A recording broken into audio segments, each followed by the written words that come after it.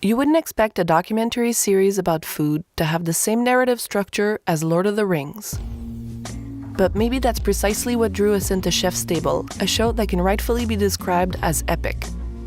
It's easy to imagine that the show's about food. I mean, just look at it.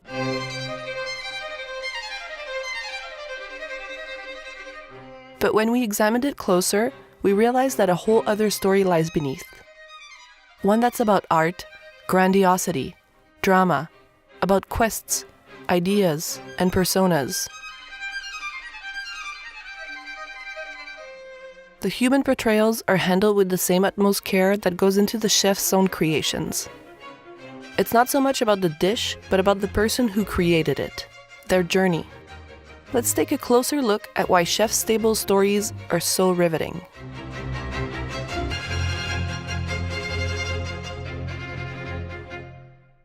When we say journey, we mean exactly that.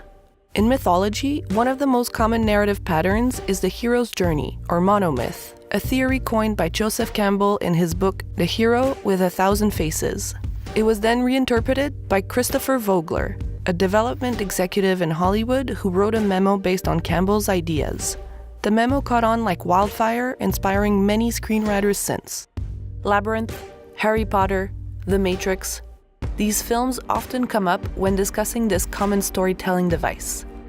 Looking to confirm our intuition that the show indeed follows the popular narrative template, we found an interview with series creator David Gelb.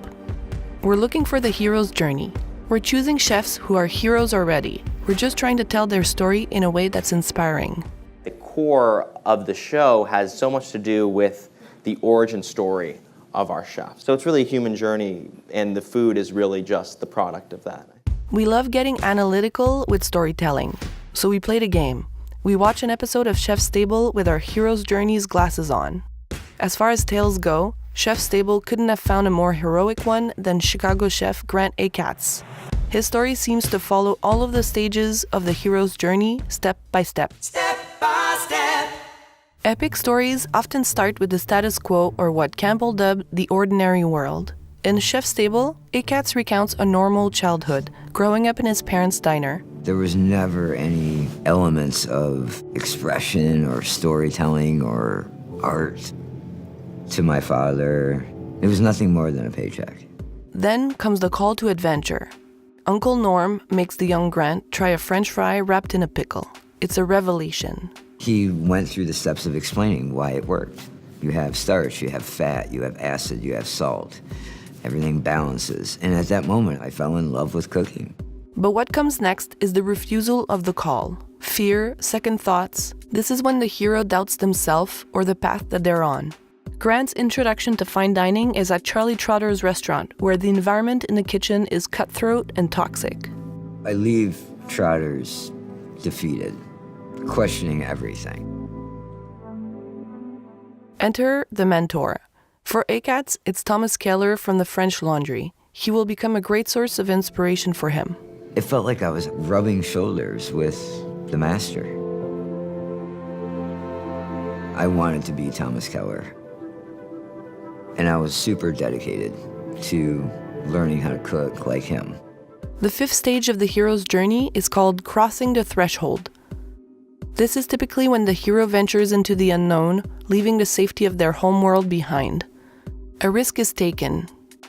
For Achatz, it's when he creates a daring dish of caviar and melon, and Thomas Keller adds it to the French Laundry menu. I remember putting it in front of him. He tasted it, smiled, and said, "That's really good."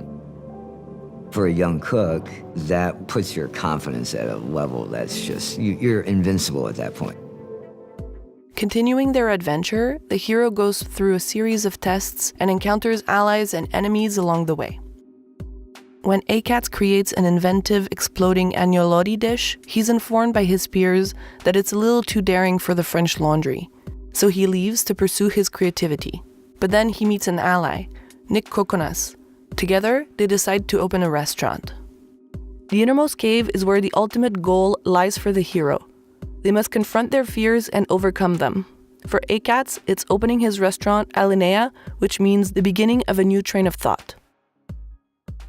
Almost right away, it's named the best restaurant in the country. This dream that was out there, since I was 10 had been accomplished. Soon after, Akats feels overworked and discovers a strange white dot on his tongue. This is the ordeal. Akats is diagnosed with stage 4 tongue cancer. He's told he will lose 3/4 of his tongue, the most important organ to a chef. At first, he wants to die, but instead, he chooses to go through experimental chemotherapy.